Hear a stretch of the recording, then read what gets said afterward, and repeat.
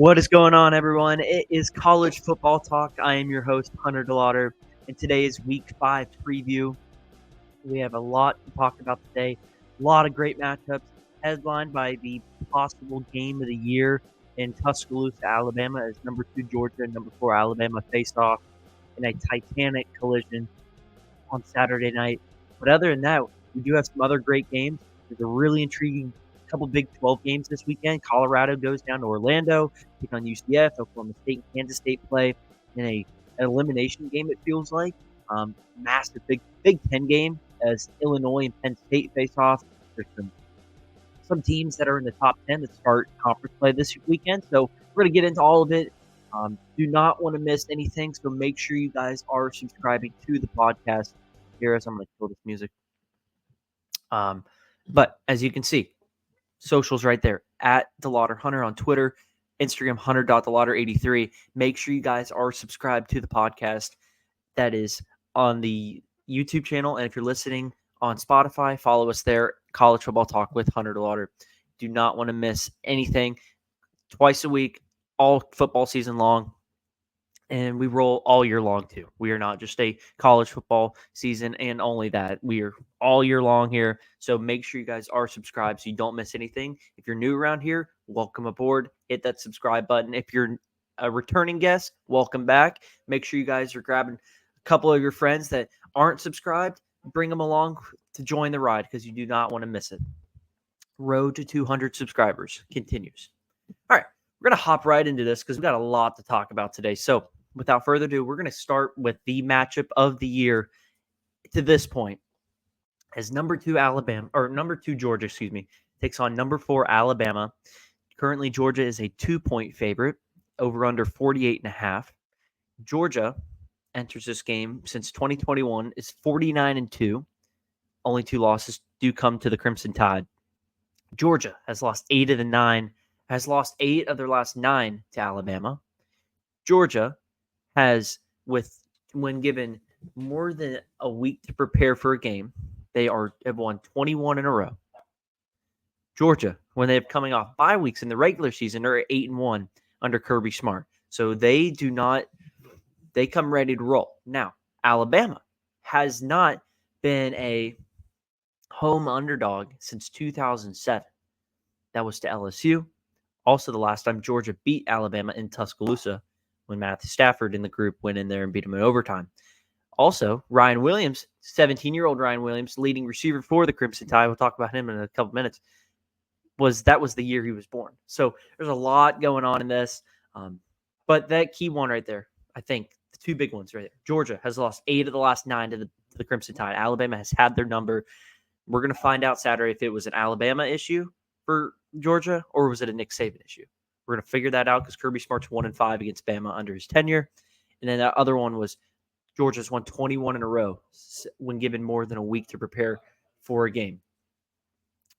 When given more than 10 days to prepare for a game. So there's a lot to unpack in this one. But there's some keys in the game. I wrote this all down. We're going to go each through them all. So the first one is, can Bama offensively hit the explosive plays against Georgia? Bama ranks 6th in scoring offense. They're averaging about 49 points a game. They're 10th in passing yards per completion with almost 16 yards of completion. Jalen Milroe is 67% completion percentage guy. He averages almost 12 yards of 12 yards of completion on each of his passing attempts. So he's going to be a guy. Obviously, you got to be looking out for the explosive plays. And we talked about Ryan Williams a little bit ago. Ryan Williams, leading receiver. He's averaging 95 yards a game, almost 28 yards of reception. So he's the big play guy. It's a boomer bust. Call it what you want. But he's the guy that they're going to stretch the field over the top with. They have other guys like Jeremy Menard, Kendrick Law, Kobe Prentice. Like, they have some other guys.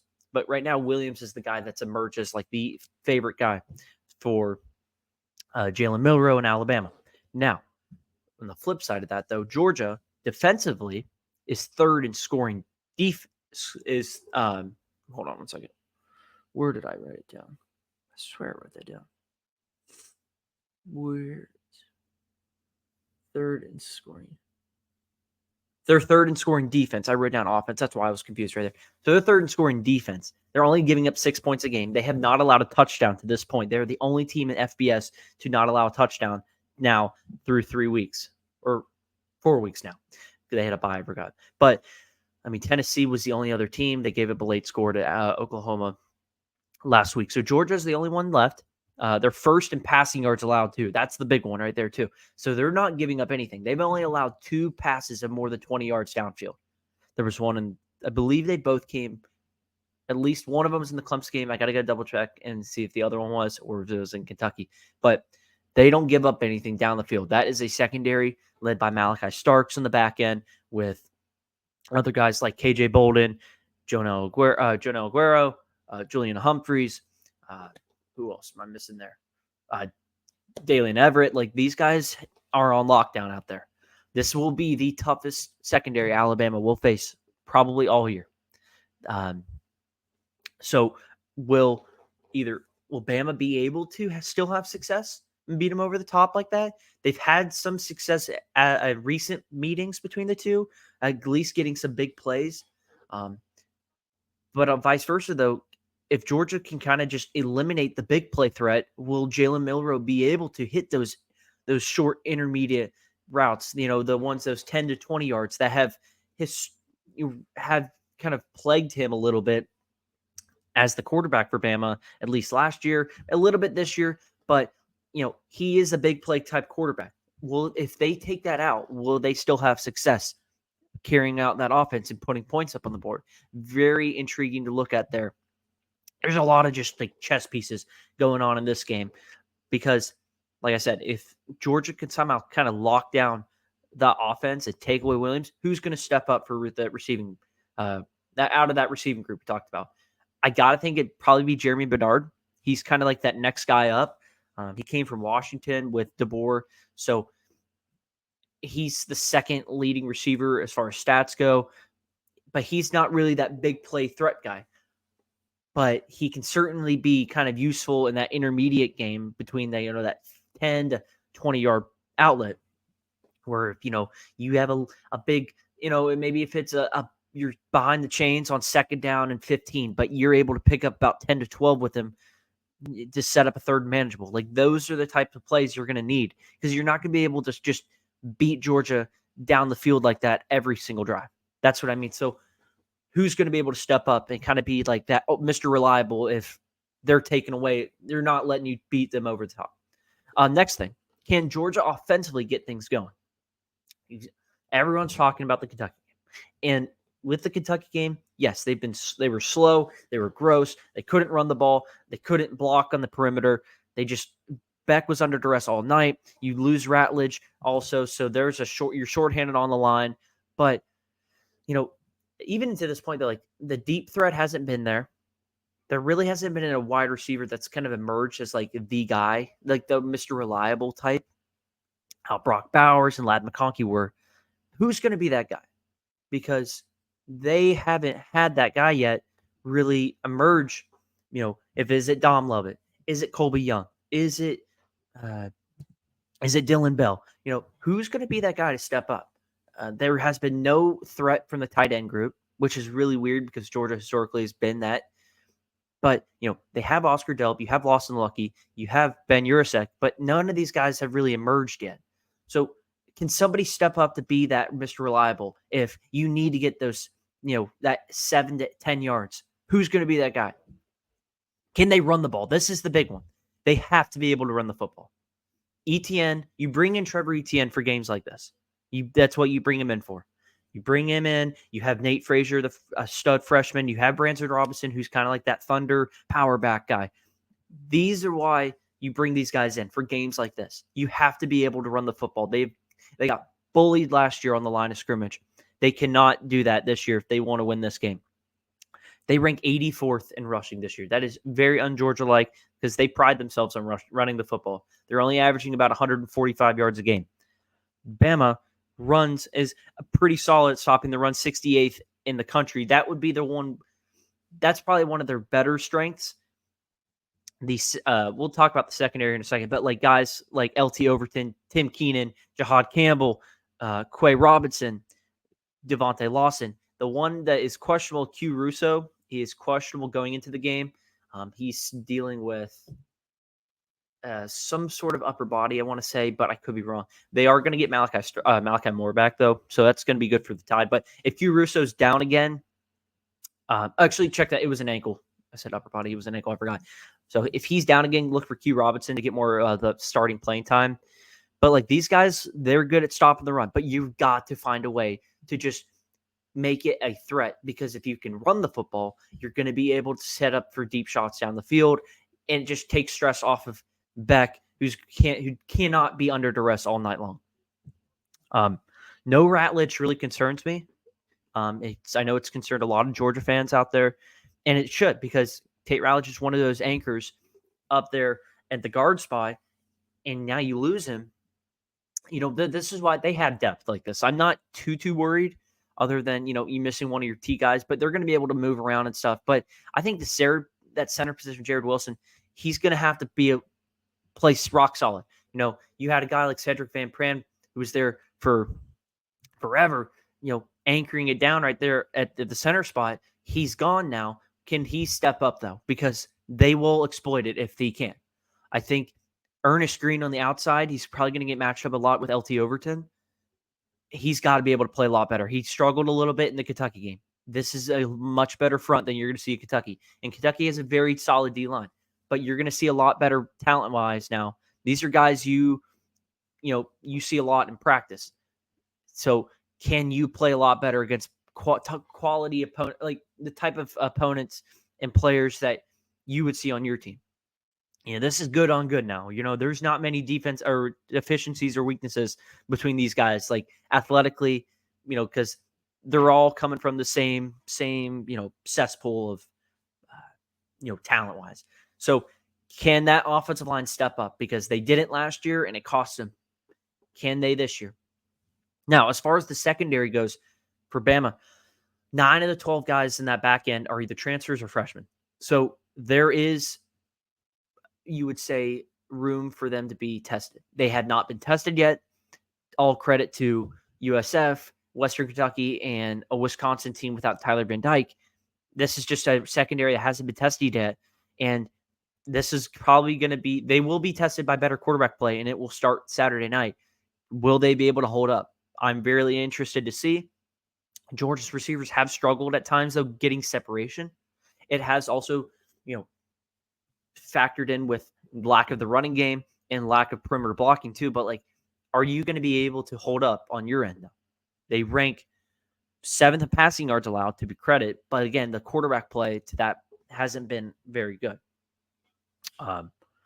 But, guys like Malachi Moore, he's going to be back. Keon Sabb, Bray Hubbard, Red Morgan, these guys, will they be able to hold up? Moore is the veteran guy in the back end.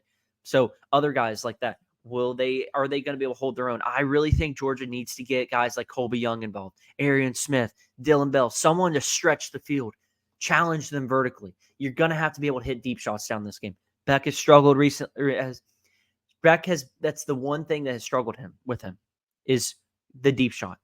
He'll either overthrow, or maybe it's just underthrown just enough where the guys can kind of come back and stop momentum, where it could have been a touchdown, but instead it's just a really big play. It's good, but it could have been that big touchdown play. Georgia ranks 48th in the pass. It's all right, 256 yards a game, but they know that they could play a lot better. And again, it starts up front with that O-line, because they've got to play a lot better. They got to be able to not let Beck be under duress all night long. That's what Kentucky did. And you got to think Bama's going to try to replicate that in some way. But, Beck, what he hasn't done this year, though, he hasn't turned the football over, nor has Jalen Milroe. These two quarterbacks come in spotless on that end. So they're able to put points up, put passing yards up without turning the football over. And I really think this game's going to come down to penalties. Who's going to make that big mistake first? Who's going to make the most mistakes? That big penalty. Both these teams come in ranked 106, I think, tied for penalties. Very abnormal for both these teams. So who's going to make the fewest mistakes? And fewest mistakes, which includes penalties, trying to think here, penalties, just bad assignments. falling behind the chains, who's able to take advantage of maybe miscues in the secondary, bad reads, and who's not able to. Let's say Bama's able to hit those deep shots, but Georgia's not. I mean, that's big right there. Is Georgia going to be able to hit some explosive run plays? Maybe Bama's not. Maybe this Georgia D-line steps up, knowing what happened last year, where on both sides of the ball, they got bullied. So maybe they come in with a chip on their shoulder saying, nope, we're not letting that happen again this year, and they just shut it down. So maybe they can. My next thing would be, or my final here, will Bama have success running the football? Because they had success running the football last year. I mean, they were able to, remember, Georgia scored to cut the lead to 3 in that SEC title game in. Bama didn't do anything special. They just ran it right down their throat and milked the clock out and took a knee. Like, there was nothing special. Georgia bodied up front.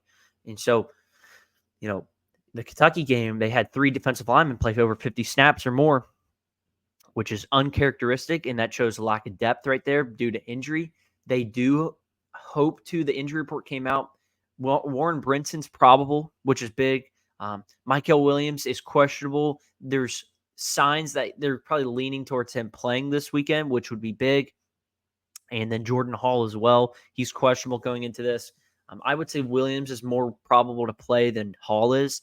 But again, you have guys like Stackhouse. You still have guys like Ingram Dawkins, Jalen Walker, Christian Miller, Chaz Chambliss. Like, you have guys that have wreaked havoc. You watch the Kentucky game, watch 93-11. I mean, in the backfield all night long. They were causing hell on Vandergriff in that pass game for Kentucky. And granted, that's not the same pass game, but like, they were able to just stir up trouble all night long. What concerns me, though, for Georgia, the missed tackles killed them against Kentucky, and it extended drives and made third downs much easier for Kentucky. Will Georgia be able to tackle better? Because if they're not, they're going to get worn down, and that's bad. Because you cannot just let Bama go on these long standing drives like this. Because then if you're able to let them run the football, then they're going to be able to hit those deep shots. I mean, Bama runs the ball pretty effectively with Jalen Milroe as the quarterback, but they got Jam Miller and Justice Haynes also. Jam Miller's been the lead guy, but it's really running back by committee.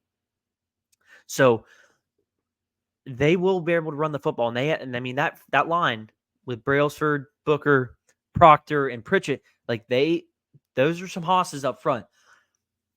This is why they preach in the SEC, just in general. Like, you want to win championships, you recruit big boys up front on both sides of the football. Like, for games like this, it's a battle in the trenches, as it always will be. These games are won and lost in the trenches, so they always say. And it's because games like this, because you have good on good. Who's going to win? Missed tackles and getting beat on the ball are not going to win for you if you're Georgia. If you're Bama, you want to just continue to run it down the throat. You try to do what you did last year, perfect. You can, be my guest. And Georgia, listen, they're giving up over 110 yards a game on the ground. So, I mean, Bama will take that and say thank you. I mean, they rush for over 238 yards a game. It's something that should concern some. But I also do think if they can get Williams and Brinson back, I think that's going to be big. Even if they're not playing a whole lot, if you're just rotating them in some, still getting their feet wet, because they haven't played since. I mean, Williams hasn't played since second quarter, week 1, and I mean, and both of them haven't played since week 1. They both got hurt, so maybe there's some rust. Maybe you don't just throw all those snaps. I don't know if they will or not, but listen, I think what you saw from Ingram Dawkins and Jalen Walker has to give you some sort of, confidence, saying like, listen, these guys can still take care of it. But man, if you can get them back, that's big. But as far as like score prediction goes, though, again, we talk about the explosive plays. I just think that if Georgia's able to stop the explosive plays, limit it, and not just let them just go, it's like a ticking time bomb, Kirby Smart says, with this Alabama offense. If they can limit it to a point where, listen, You're forcing Milrow to take you down, march him down the field. You can stop him the run and force him to beat you in the intermediate. I think you would take that. I think you would take that absolutely. Force them. It's going to be a game of chess all night long. Force them to play the game you want to play. But again, it's going to have to start with stopping the run and limiting the explosive plays. As far as Georgia's offense goes, listen, they've got to be able to hit some sort of couple of explosive plays, either in the run game or the pass. They haven't had it this year. They got to find it because that's how you beat these teams. And the loss with Ratledge really concerns me, but I just think that stat, you give Kirby Smart over 21, or you give him over double-digit days to prepare for a game. He's undefeated. That stat mixed in with, just how last year went, where you had your shot to go for a three-peat. You had your shot to win the SEC against a team that you just can't get off your back. I think that really is sticking with them. And I just think that this team has that just chip on their shoulder. They've heard it all week long from all these people. I haven't seen many people, honestly, taking Georgia. I think it's been a lot of people have saw that Kentucky game and they're almost scared at this point. Like they're thinking there's no way. And so maybe I'm just the outlier, but I think Georgia's going to do this. I mean, they're the favorite, but if you turn on any YouTube show, any show on ESPN or anything like that, like not a lot of people are picking Georgia to win. A lot of people like Bama, and credit to them. I mean, it's to this point, it's been the better team. Honestly, a better offense has been rolling. Defensively, they've been outstanding. But that I want to see if Beck and that offense can take advantage of that secondary that has not been tested. Start with some screens or maybe some halfback runs outside with ETN and the flat. Get them, prove that you can tackle you out in space, and then go from there. All that said, I think this will be a really close game. I think it's going to be a really tight game, a high-scoring affair. I think the over is just a slam dunk at 48.5. I like Georgia to win this. I think they're going to win. I think they're going to cover. 30-24, I think they're going to win. I think they're going to get a massive win on the road. Maybe I'm an outlier here, but yeah, give me the Dogs. They will be barking. I think they get revenge here. And Kirby Smart proves that maybe it was just a Nick Saban thing. I think it wasn't just, I don't think it was an Alabama thing. I think maybe it was just Saban getting the best of him. But, I mean, it's a big game for both because if you're DeBoer, you want to try to set the table here and say, like, listen, just because Saban's gone doesn't mean, this program hasn't skipped a beat. Like, we are still the team to beat. We're going to prove it to you why when we beat Georgia. Georgia, got to say, listen, you cannot, if you lose, then it's like, okay, maybe we just have an Alabama problem. Like, it wasn't Nick Saban. It was Alabama that was just plaguing us this whole time, and we still can't get them off our backs. A lot of pressure on both schools, but I think Georgia comes ready to go. I think they've heard a little bit of talking from the Alabama side. So I've been listening to pressers for some of these guys for Georgia. Like they've been hearing it, and they want to go out and make a point. Like, listen, you can talk, but now can you back it up? So I like Georgia to win this 30-24. Call me wrong, but that's what I think. Really good game, though. Really good game. Reason why it's being hyped up is matchup of the year. I don't see this being. It's going to be like every other time these two teams play. All right, moving on, though, because there's other games to talk about. I'm going to get a sip here from the water. Thanks for joining in, guys. Make sure you guys are subscribed to the podcast. Getting close. Just clipped over the 100 subscriber mark. We're at 108. So we're trying to get to 200 now. Keep subscribing if you're new around here. If you're not, if you're a recurring guest, like I said, welcome back. Hit the like button and get some of your friends to join along for the ride. So speaking of ride, Colorado's going to be taking a ride to UCF Saturday. This game's at 4 o'clock, I want to say. But Big Noon Kickoff's going to be there. It's the first road test for Colorado since joining the Big 12. And they go into a little bit of a mini hornet's nest, I want to say, in UCF, where Gus Malzahn and KJ Jefferson and company have been quietly taking care of business.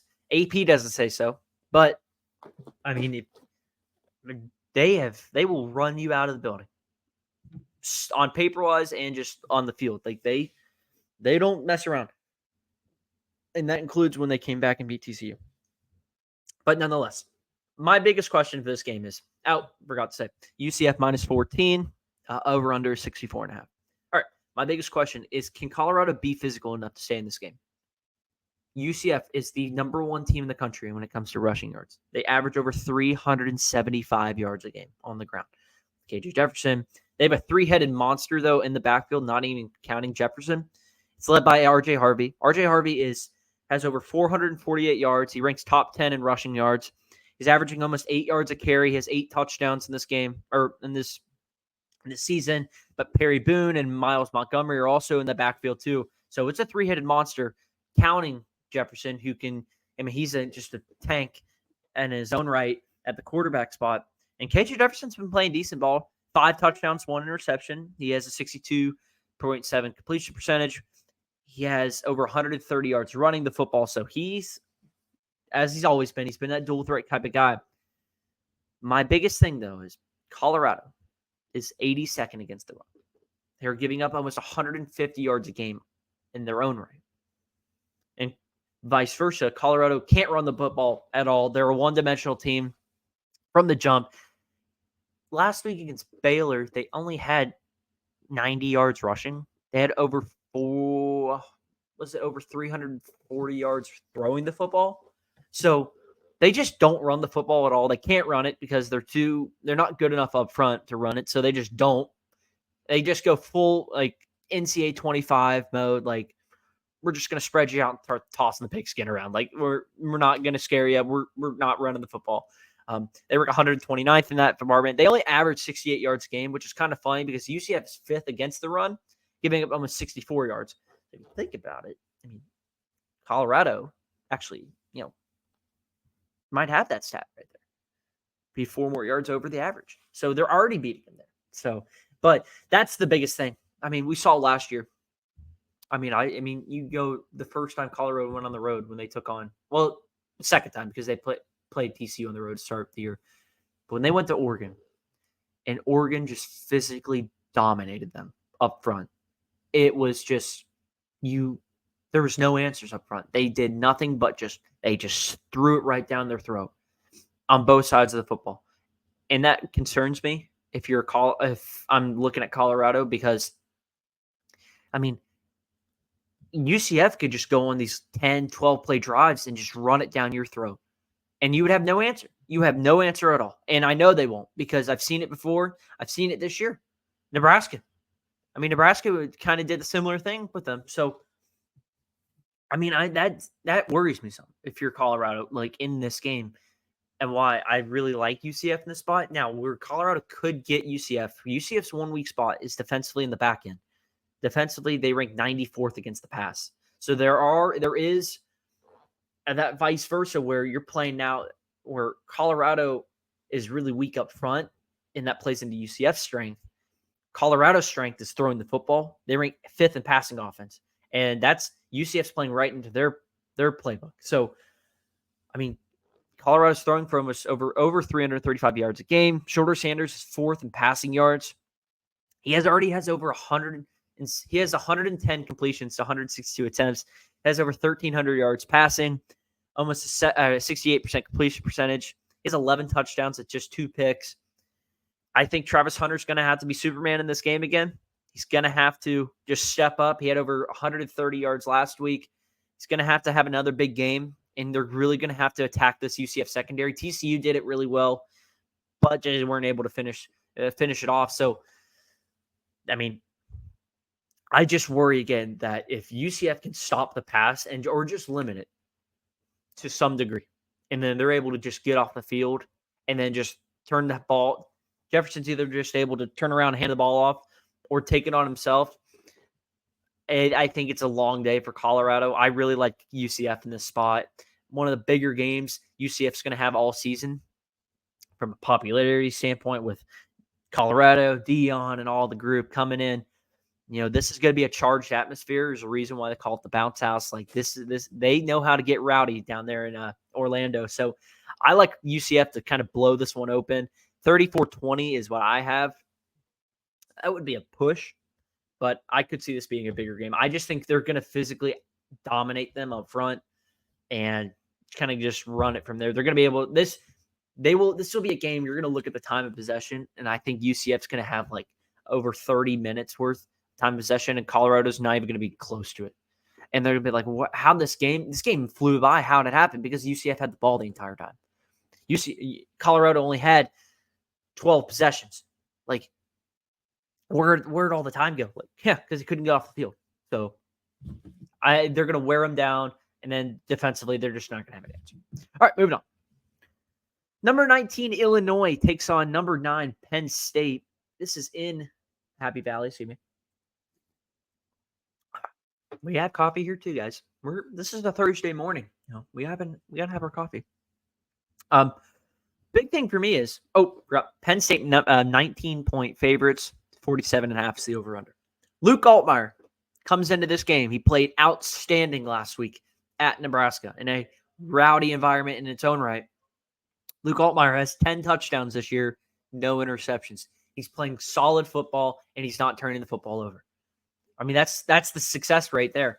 You've got to be able to just protect the football, especially when you go on the road in these big-time environments in the Big Ten. Listen, I mean, Penn State's a pretty good pass defense, 22nd in the league, or in the country, 144 yards a game. They're only giving up.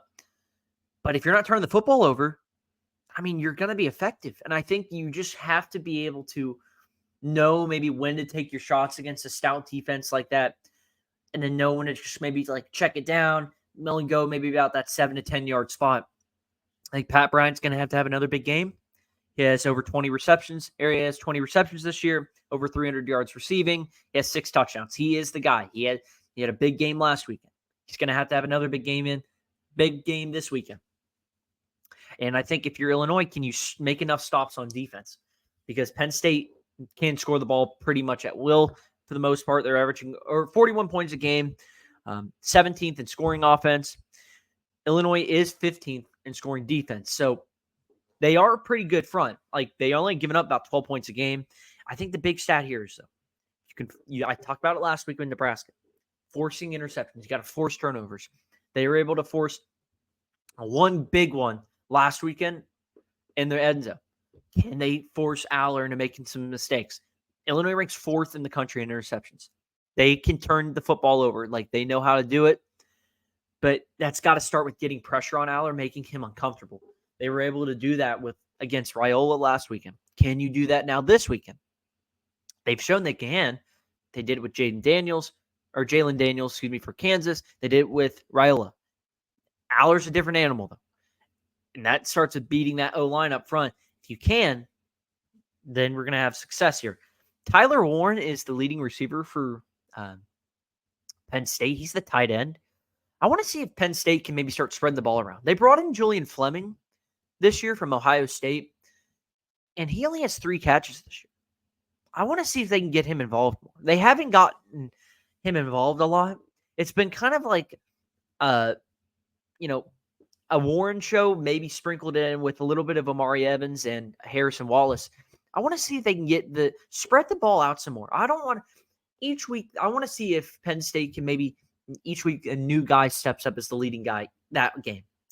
Because I feel like if you get too dependent on a guy, that's going to start showing up on film, and teams are going to pick up on that. And then you're going to say, okay, we're going to take away that guy. Can you beat us with those other guys? And I don't know if Illinois will show that, but I guarantee you teams down the road like Ohio State, possibly Oregon, if they meet up, like they'll see that and they're going to be like, okay, we're going to take away Warren. We might take away Evans. Like, can you beat us with everyone else? And that's a challenge, I think, for Aller, for Andy Koldnicki, the OC. I think I'm sure he's been told that, like, maybe try to spread it around though.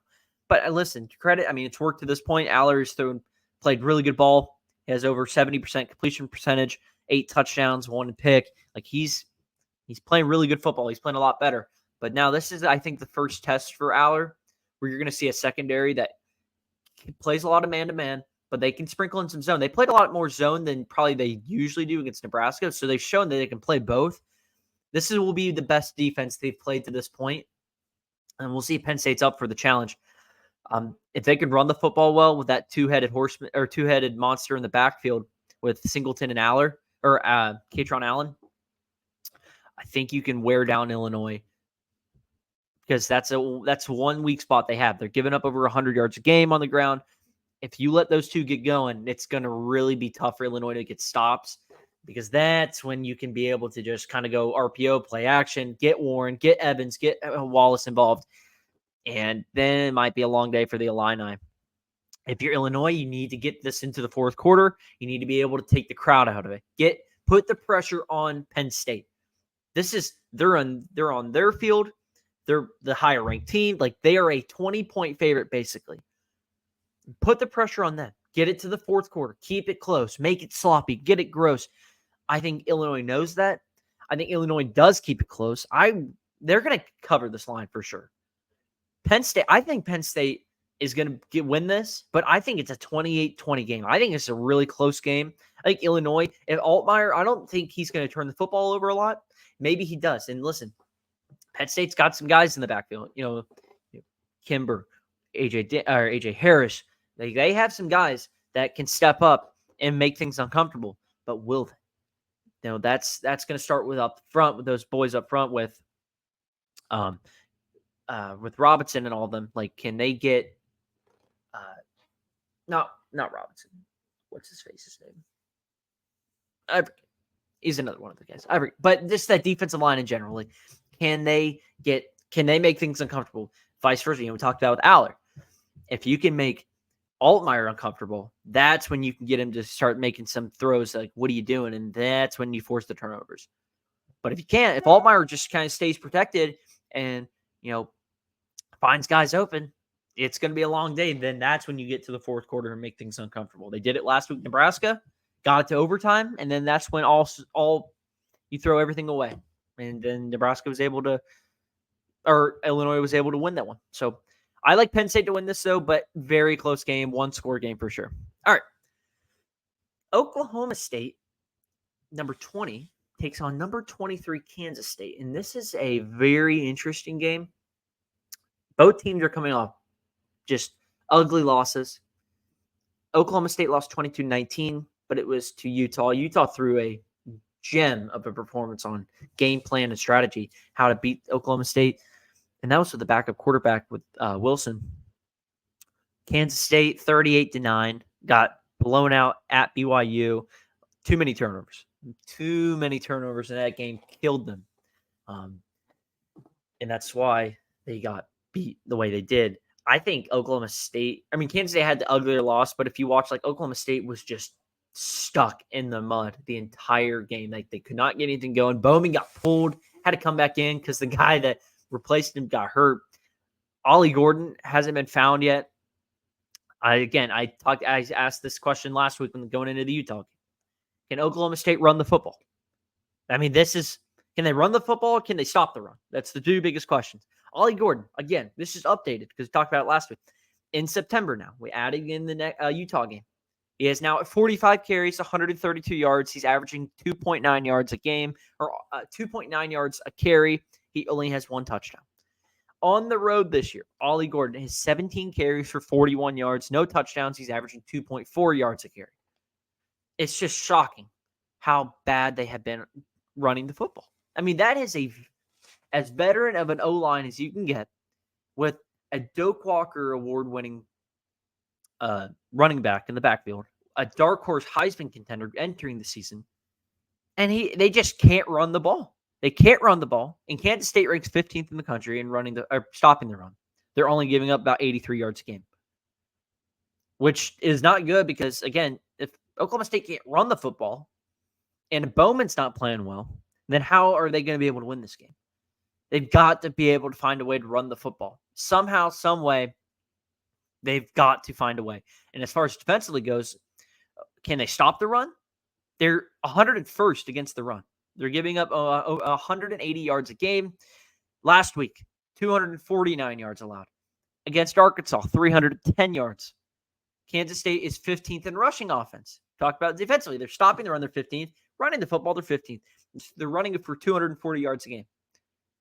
And that includes DJ Giddens, Dylan Edwards, Avery Johnson. Avery Johnson and his legs will be a massive key in this game.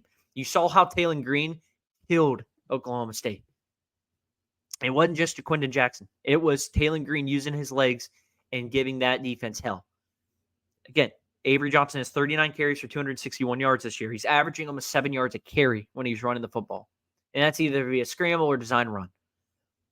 So, there's going to be plays to be made for Kansas State against this defense. Because, again, Oklahoma State has not shown they can stop the run. I don't know if they're going to be able to stop the run this week. Again, on the road, too. But can Oklahoma State force enough turnovers? Force any turnovers, for that matter. You saw how bad Avery Johnson's been a little bit careless with the football this year. He had 3 turnovers. He has 3 interceptions in total this year. He only has six touchdowns, so 6-3 ratio. And he's just he hasn't been as, decisive throwing the football as probably some thought he would be this year. Maybe the teams are just playing a little differently, but I saw how BYU kind of made life crazy, made life uncomfortable for him, sped him up some, made him make throws. Like, what are you doing? He threw 1 pick last week where there wasn't a purple guy in the vicinity. He just threw it straight to a BYU guy. And it's like, what are you doing, dude? So if you can get Avery Johnson in a spot where he's just making weird, just dumb decisions, you can take advantage of that. They had a few turnovers last week against Utah, but they weren't able to do anything offensively. Excuse me. So they handed the ball right back via punt. They've got to be able to force turnovers. They're in top 35 in interceptions this year. Gonna have to do that. You're gonna have to somehow find a way to just limit the run game because they're going to be able to run the football. I think you just have to accept that now each week for Oklahoma State. Can you just maybe, if they can run the ball, can you just limit the run game and maybe force a turnover or 2? I think you're going to have to. Bowman's going to have to play a lot better. Avery Johnson's going to have to play a lot better. This is a really interesting game. Kansas State's a 4.5-point favorite entering this game. Over under 54.5. I think if Bowman plays a lot better, I think Oklahoma State can win this game. If they can't stop the run, and Bowman can't, or he's not playing well, then Kansas State's going to win, obviously. But I think this is a really close game. There's a lot of close games this weekend. But I like Oklahoma State to win 34-31. Obviously, this feels like an elimination game because both teams now have a conference loss. And at a conference that has no divisions, and there's already teams that are already a leg up on you, and you don't want to be dealing with tiebreakers. So these are 2 teams that came in as top 4 odds-wise to win this conference. And I think you play with a little bit of that backs against the wall mentality here. Leave it all out in the field because, again, if you lose, the loser of this game is going to be 0-2 in conference play. Now you're behind the 8 ball already. So I think Oklahoma State, that veteran group, let's see if they can find a way to run the football. If they can, this will be massive because then you're not putting all the pressure on Bowman because you don't know which quarterback you're going to get each week. So it's going to have to step up. So they're going to have to step up on at least that side of the line of scrimmage because they're not going to be able to stop the run. But give me Oklahoma State, shootout, Big 12 style. Moving on. Around the country, we'll go. This is the portion of the show where we kind of, on preview episodes, we're going to bounce around to all the other big games of the weekend. We're not doing more of the breakdown as far as we're just kind of glide through them all. We're going to be on our hang glider. We're just going to be soaring through the sky, looking down and picking out those games. Brief comment, then we'll move on. Similar to how we do on recap days where we do go through all the games that we didn't talk about in the headliners, and we'll give a brief thought on them and move on. All right, so we got a bunch here. So we're going to start at the top. Arkansas and Texas A&M in Dallas, in Arlington, I guess, is what you want to call it. But it's at Jerry's World, AT&T Stadium. Can Arkansas run the football against a very susceptible front in Texas A&M? Texas A&M was able to stop Florida, but they still are a pretty poor defensively pretty poor defensive team against the run. They're pretty well equipped in the passing game, which Taylor Green's going to have to figure out. But if Jaquinda Jackson can run the football, he's leading rusher right now in the SEC. I think he's 4th in the country in rushing yards. So if they can run the football and just take the pressure off of Green, that's going to be big. Vice versa, Marcel Reed, if he plays this game, can they keep those good vibes rolling that they brought in? The stats won't blow you off the screen against Bowling Green, but if maybe you can keep that rolling, he's undefeated as a starter. Keep it going now in this neutral site game. I think A&M finds a way to win this. But listen, Woo Pig Suey's got some momentum rolling here after that win in Auburn. They can win this, move to 4-1. Look out for the Piggies as they would be 2-0 in conference play here. So Oklahoma and Auburn is the next team on the docket here. Both teams don't have a quarterback, at least a proven one to this point. Michael Hawkins is going to be the starter now for Oklahoma. Is the true freshman that came in against Tennessee. Talked about it after the episode in the recap last week. How I thought he's got to be the guy going forward. They mismanaged the hell out of Jackson Arnold, but that is what it is. And now you hand the keys over to the freshman. You say, listen, take us. You got to figure it out now. And so they got to find a way to just get some sort of offensive going in the passing game. They have a banged up receiving room, but they've got to find a way. I think the offense is going to run a little bit better through through Hawkins than it did with Arnold, but they still find a way. They got to find a way to put up points in explosive plays. Auburn, surprisingly, no matter which quarterback it is, if they're not turning the football over, they do have a pretty good explosive play rate. The problem is sometimes they throw it down the field and it's not caught by the right team. So I like Oklahoma in this game strictly because I think the defense is better. I think that D-line is going to be able to wreak havoc and they're going to be able to force turnovers because, again, it's just a proven fact that Auburn's going to turn the football over multiple times a game. And Auburn, after this game, has to go to Athens. And so you don't want to necessarily just keep the bad vibes rolling. So they've got to find a way. This is a big game for both these teams because both teams really don't know where they're at offensively. But defensively, I trust Oklahoma's defense more. You could say Auburn's playing with house money being at home. I think that Oklahoma is going to be able to go on the road and take that defense with them. That's a very good defense that's quarterback away from causing problems for Oklahoma. So I trust Oklahoma a little bit more on the road. And I think they get their first SEC win Saturday. Louisville's at Notre Dame. This is a top 15 or top 20 matchup here. I think 16 and 15, they're both ranked. But I like Louisville to win this. I think they have a better quarterback. They're going to force Notre Dame to throw the ball. Riley Leonard has shown he can't throw the football. Last year, this game happened at Louisville, and Louisville took him right to the woodshed in that game.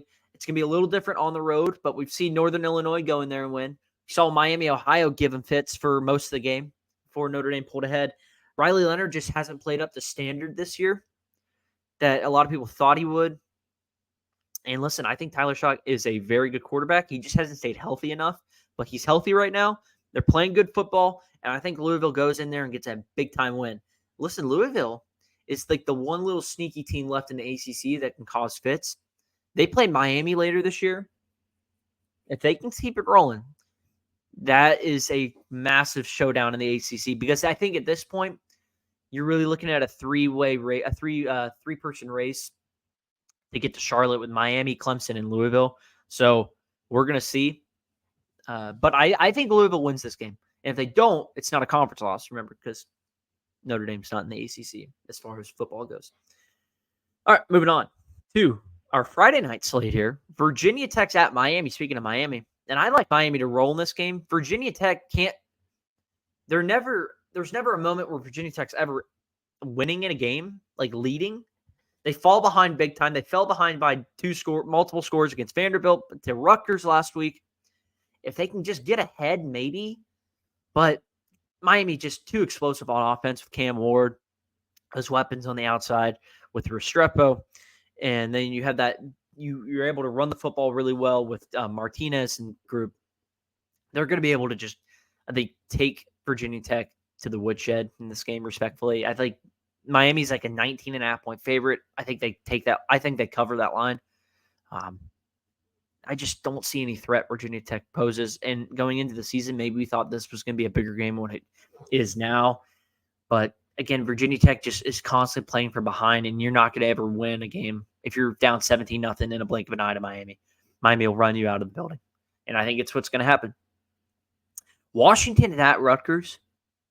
Washington, on a short week, gets to travel. I wrote this down because I looked it up.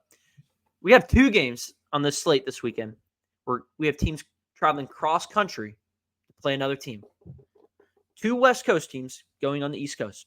Washington from Seattle to Piscataway. The boys out in Piscataway. 2,826.1 miles separate these 2 teams. On a short week, Rutgers is a 2.5-point favorite. Give me the Fighting Scarlet Knights and Shiano and the boys to take this one and get a big win. Rutgers undefeated, by the way. Just saying. That's a tough spot for Washington, especially on a short week. To have to go cross-country like that, it's diabolical, whoever scheduled that. But listen, this is the new age of college football, conference realignment. We'll talk about it right now. Stanford's got to go to Clemson this weekend. That's 2,571.7 miles. Separate those 2 teams.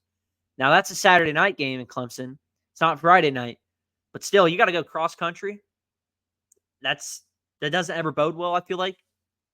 And this isn't like a bowl game where you get multiple weeks to prepare. Like, nope, you get a couple days, and then you got to go cross-country like that.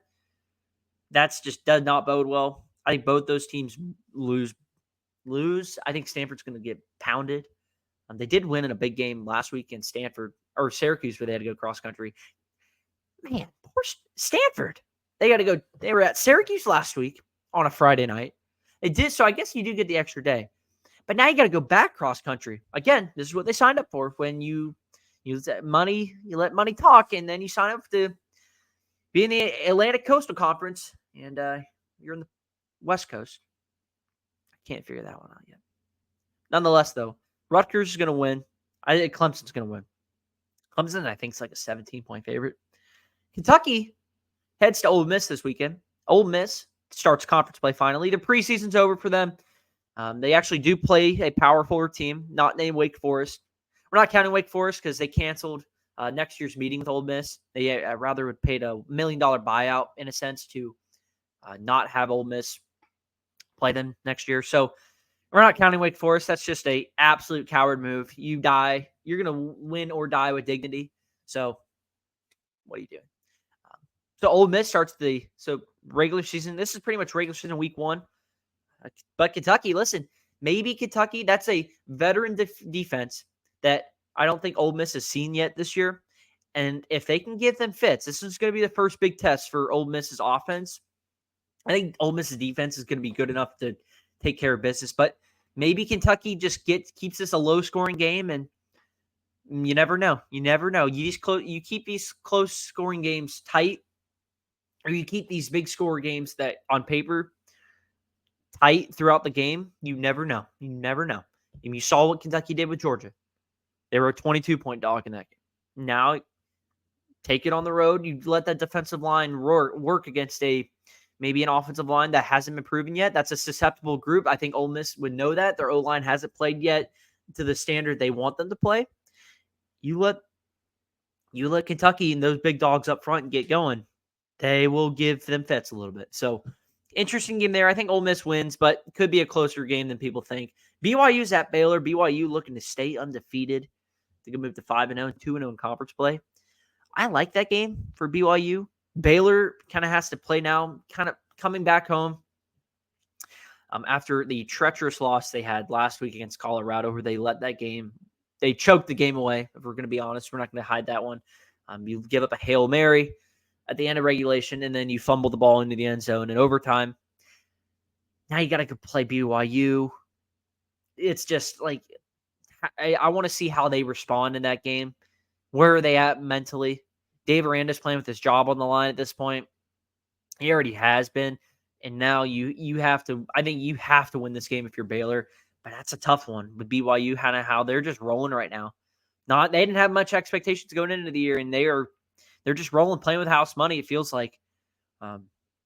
USF at Tulane, a sneaky game here for the group of 5. Both teams don't let the record show these two teams, because both these teams have losses to Power 5 opponents, or Power 4 opponents. So they're better teams than what they show. Don't let the old adage, you are what your record says you are, because these two teams I don't think are. I mean, USF gave Miami and Alabama hell for most of the games, for good portions of the game, I'll say. And Tulane, listen, they let the Kansas State game slip between them, and they just couldn't stack up enough against Oklahoma. So it's a sneaky game here in the group of 5. That one's in Tulane. UNC's at Duke. UNC looking to bounce back and not give up 70 points again to an undefeated Duke squad led by what's his name?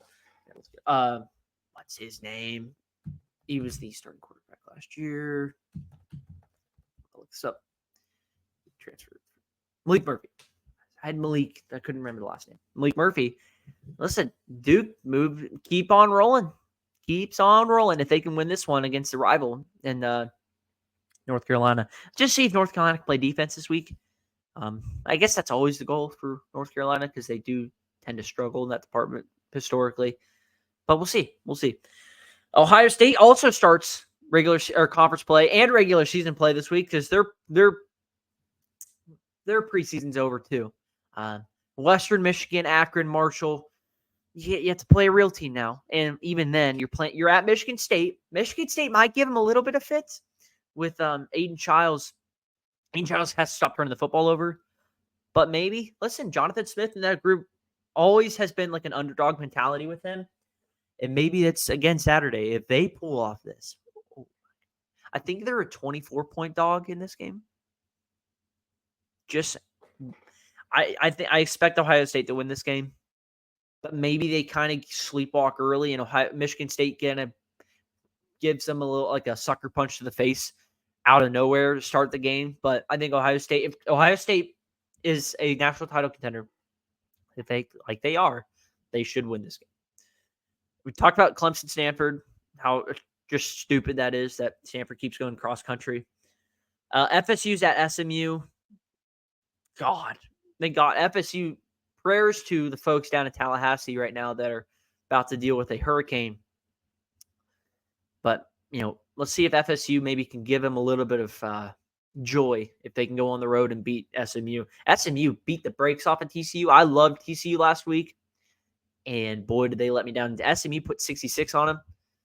This might be just a race to 17 points to this game, because if FSU can't score, so if SMU scores 14 to 17 points, they may win this game.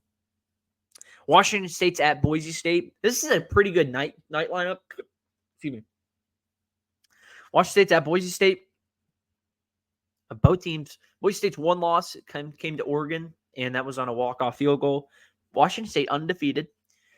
Arizona's at Utah. I don't know the status of Cam Rising.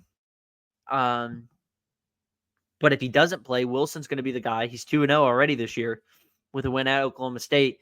We'll see if Fafita can kind of get going again, and against one of the better secondaries. They got blown out in Manhattan against Kansas State. Now we'll see what they do against an even better pass defense. If they take away McMillan, it might be a long night for Arizona, but we'll see in that one. And then Fresno State at UNLV. Another game with group of 5 implications, but UNLV is going to have a new quarterback, a new running back, because both those guys decided to redshirt and step away from the team because of NIL disputes. So there's a new quarterback and running back in play there for the Rebels. Give me Fresno State in that one. I just think that off-field issues this late in the week tend to not work out well. Maybe they just do, but I'll take Fresno State in that one. All right, moving on to our final segment of the week is best bets. So 5-7 on the year, 3-1 last week though. 3-1 after a treacherous week 2. We're back 5-7. Here are the plays: Miami minus 19.5, Rutgers minus 2.5. Talked about UCF minus 14. If you wanted to switch that with the what was the game? I can't remember. But there was another game on here. I was like, yeah, you could switch that one. But anyway, Iowa State minus 14 against Houston. If Houston stinks, Iowa State should roll that team. And then I just talked about UGA Bama over 48.5. I think that's a sure lock. If you look at the past scores from these previous meetings, it's usually a higher 20 game in the games in the higher 20s, low 30s. So give me that. I feel like that's a slam dunk anyway. But yeah, those are the plays. We added a game than we usually do this week. But listen, I feel confident in these ones. So if you want to fade or roll with them, be my guest. 5-7 on the year, but 3-1 last week. We had a good week. We're looking to build. But that's going to be it though for today's episode and this week 5 preview. Make sure you guys are subscribed to the podcast.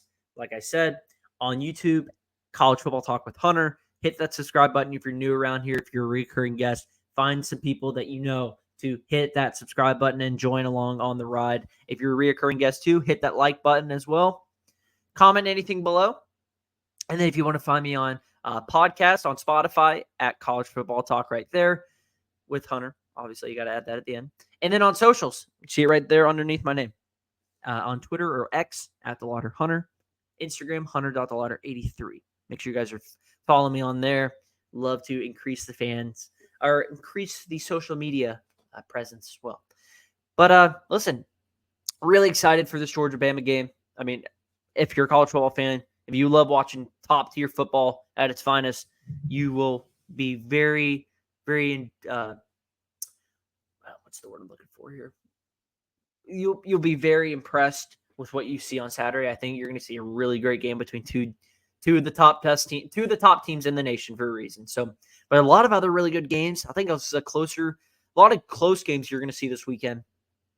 But that's for we can talk all we want on the mic, on paper.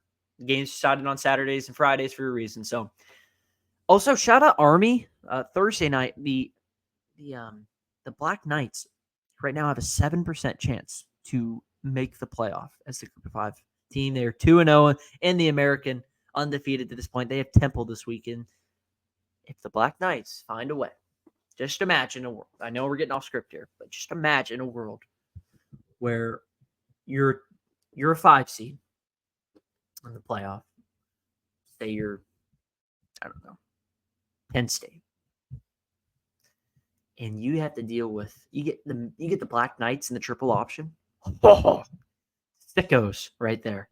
Just sicko community rallying around behind that. That would be outstanding. Just to see how that would go. Anyway, enjoy this weekend's action, college football. Be back Monday as we usually are for the recap episode. Until then, like, subscribe, share. I'll see you next time. This is College Football Talk with Hunter. Enjoy your Saturday. We'll see you next time.